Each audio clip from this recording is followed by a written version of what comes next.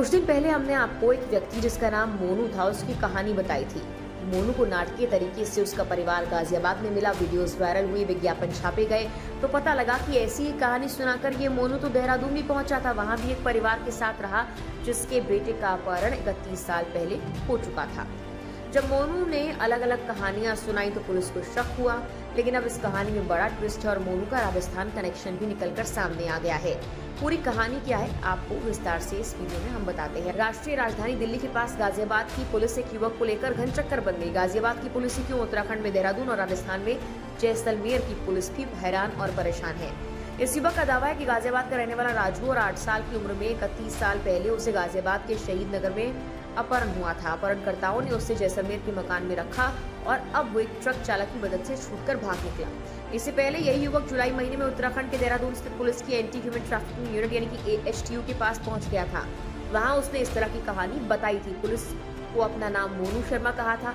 इसके बाद 31 साल पहले उसका अपहरण हुआ था। यहाँ भी यही कहानी सुनाई थी। देहरादून पुलिस ने बड़ी मुश्किल से उसके परिवार की तलाश की और एक आशा शर्मा नाम की महिला उसे अपना बेटा बताते हुए घर ले गई। इस बीच 21 नवंबर को मोनू शर्मा दिल्ली जाने की बात कहकर देहरादून से निकला और गाजियाबाद पहुंच गया।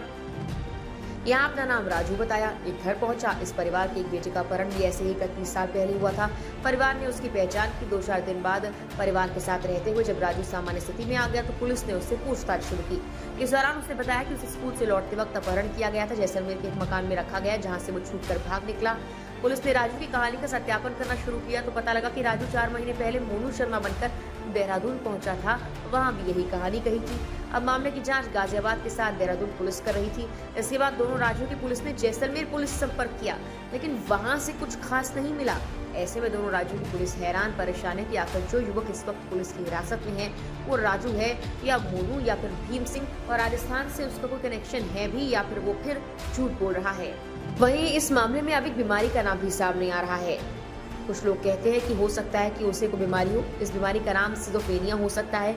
इसमें बच्चे के दिमाग में बचपन से ऐसी घटना छप जाती है जिसे वो भुला नहीं सकता। इस वजह से एक ही दिमाग में उसके दो व्यक्तित्व पैदा हो जाते हैं। ऐसे व्यक्ति की वक्त रहते काउंसलिंग और उपचार करवाना चाहिए। ऐसा न करना घातक हो सकता है। कुछ मीडिया रिपोर्ट्स में कुछ मनोवैज्ञानिक अपनी राय देते हैं और कहते हैं कि इस मामले में अभी जांच होनी चाहिए और साथ ही काउंसलिंग और उपचार जरूरी है अगर मोनू को ये बीमारी है तो।